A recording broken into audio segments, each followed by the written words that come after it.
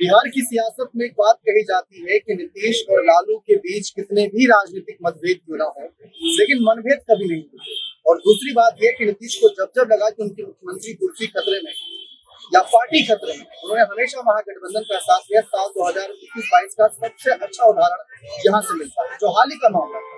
लेकिन उसके बाद नीतीश एनडीए में वापसी कर गए तो पाला बदल का खेल चलता रहा। अब निशांत कुमार राजनीति में आ रहे हैं और सब कह रहे हैं कि वो अपने पिता की राह पर चलेंगे। क्या वो भी पलटी मारेंगे? क्या वो भी तेजस्वी से साथ लेंगे? क्योंकि एक तरफ नारे लग रहे हैं बीजेपी दफ्तरों में कि हमारा सीएम कैसा हो, सम्राट चौधरी जैसा हो या बीजेपी के किसी और सीनियर लीडर जैसा हो, बहुत सारे नारे। और दूसरी तरफ जेडीयू दफ्तर में नारे लग रहे हैं कि हमारा भावी मुख्यमंत्री कैसा हो, निशांत कुमार जैसा हो। नीतीश के सामने बड़ी स्थिति है कि वो क्या करेंगे। क्या बीजेपी को मुख्यमंत्री कुर्सी सौंप देंगे? अगर सौंपी तो महाराष्ट्र बोल नहीं सकते। अभी हाल ही का घटनाक्रम याद करिए। इसी मुद्दे पर ज्यादा जानकारी लेते हैं अपने खास सहयोगी राकेश सर से कि सर क्या लग रहा है कि नीतीश इतनी आसानी से थाली में परोसकर सीएम कुर्सी सौंप देंगे बीजेपी को, या अभी कुछ खेला होना बाकी है? देखिए दीपक, मैं आपको बताऊं कि नीतीश कुमार पके हुए चल रहे हैं। आपको याद होगा जब बिहार में चुनाव चल रहा था, यानी भाषणों का दौर था, चुनावी प्रचार का दौर था, तो मीडिया में प्रश्न था कि बीजेपी नीतीश कुमार को सीएम पद का उम्मीदवार, ये चर्चा चलती रही।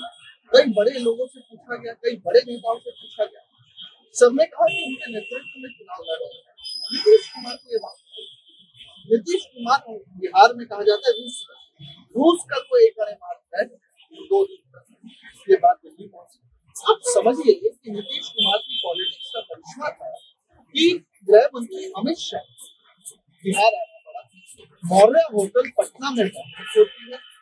अगली सभा में अमित शाह ये कहते हैं कि नीतीश कुमार भी हमारे मुख्यमंत्री होंगे। उसके बाद बीजेपी में सम्राट विजय सिन्हा हो, ये तमाम पीएम मोदी सबने कहा तो नीतीश कुमार इस मिजाज में नहीं।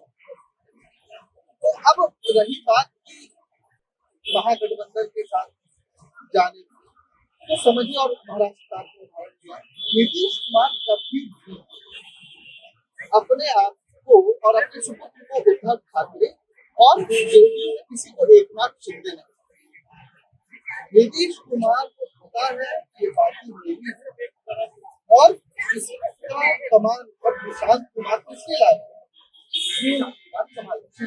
बड़ा अच्छा उदाहरण आप एआईएडीएमके के नेता भी मुख्यमंत्री पनीर सेल्वम 11 बार मुख्यमंत्री रहे। लेकिन आप समझिए कि पनीर सेल्वम वो वोट कंसंट्रेट नहीं कर पाए एआईएडीएमके के और वो डीएमके में चले गए। तो ये जो पारिवारिक पार्टियां होती है, क्षेत्रीय दल होते हैं, इनकी मजबूरी है कि अगला कदम परिवार में जाएगा तभी वो वोट नीतीश से जोड़ना जो पास होंगे निशान। आपने कहा कि पार्टी ऑफिसों में अलग अलग नारे लगाए। आपको मैं बताऊं और हम लोगों ने चैनल पर चलाया भी, जिस दिन निशांत कुमार जेडीयू में आधिकारिक तौर पर शामिल हुए, जेडीयू दफ्तर में हाथापाई की तस्वीरें आधे कार्यकर्ता बोल रहे थे अगर क्योंकि ललन सिंह ने पार्टी और आधे बोल रहे थे ललन सिंह जिंदाबाद। अगर हम आधे कार्यकर्ताओं को पकड़ के चले और उनकी बात नीतीश कुमार तक पहुंच रही है, तो नीतीश कुमार की बात का अंदाजा होगा कि ऐसा भविष्य में जाकर ना हो कि कोई पार्टी में इतना चुके। लास्ट टाइम जब नीतीश कुमार ने बीजेपी से साथ छोड़ा तब नीतीश कुमार ने कहा कि बीजेपी हमें हड़पना चाहिए, बीजेपी हमें खत्म करना चाहिए।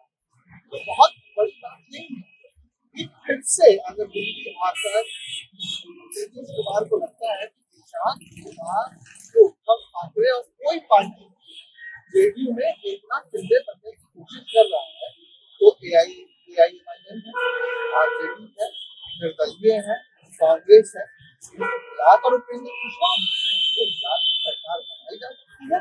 और दर्शकों को बताएं तो आंकड़े जो सोच रहे होंगे कि 200 पार एनडीए है, नीतीश अगर महागठबंधन से अलग होते तो कैसे बनाएंगे सरकार। 85 विधायक इस वक्त जेडीयू के पास हैं, 5 विधायक एआईएमआईएम के पास हैं, जो कि राज्यसभा में तेजस्वी की पार्टी को सपोर्ट करेगी या नहीं करेगी कुछ दिन में पता चल जाएगा। और 1 विधायक बीएसपी का है। 5 और 1 6 हो गए और 35 विधायक महागठबंधन के पास है। ये टोटल 41 विधायक हो जाते हैं और 85 नीतीश के पास है, जो कि 85 और 41 की संख्या 126 होती है। 122 बहुमत का आंकड़ा है 243 विधानसभा सीट वाले लोग। 123 यानी प्लस जो चाहिए होता है वो 126 का आंकड़ा महागठबंधन पूरा कर लेगा अगर नीतीश साथ आता है। और इसमें सर सबसे खास बात ये रहेगी कि पिछली बार लालू जी ये कह रहे थे कि हमारे पास ज्यादा विधायक है, तेजस्वी को सीएम बनाओ। इस बार वो ये नहीं कह पाएंगे कि 85 विधायक कहाँ और कहाँ 25 विधायक। और तेजस्वी यादव की जो आज स्थिति है वो स्थिति ये है कि तेजस्वी यादव को समझ लिया। आप होली के दिन की तस्वीर देखिए, तेजस्वी यादव मटन बना रहे अपने आधिकारिक निवास पे और बगल इतना बड़ा राजनीतिक आश्रम चल रहा है। तो तेजस्वी यादव भी और लालू प्रसाद यादव एक बहुत सी सिचुएशन में है कि आगे आगे देखते हैं होता है क्या। और अभी आरजेडी की तरफ से किसी तरह से मुझे नहीं लगता कि फिर एक सवाल इसमें ये रहेगा कि अखिलेश का बयान आया था कि अगर नीतीश हमारे साथ होते तो हम उनको प्रधानमंत्री बनाना चाहते हैं। तो राज्यसभा तो आ ही रहे हैं, नीतीश दिल्ली आ ही रहे हैं और 2029 में इलेक्शन दिल्ली के लोकसभा के बढ़ेंगे, फिर 2030 में बिहार के। तो क्या चाचा नीतीश को पीएम और देशांत को सीएम के बारे में सोच रहे हैं? मुझे तो नहीं लगता कि विपक्ष के पास अभी वो पॉलिटिकल कैपेसिटी है या बहुमत के तौर पर कि नीतीश कुमार को लाके सत्ता बनाने का कारण ये है चंद्रबाबू नायडू को पैसे की बहुत जरूरत है, क्योंकि वो अपनी नई राजधानी बना रहे, कई उनके ड्रीम प्रोजेक्ट्स लग रहे हैं। तो चंद्रबाबू नायडू नहीं टूटने वाले और नीतीश कुमार भी बहुत हद तक इस बार नहीं टूटने।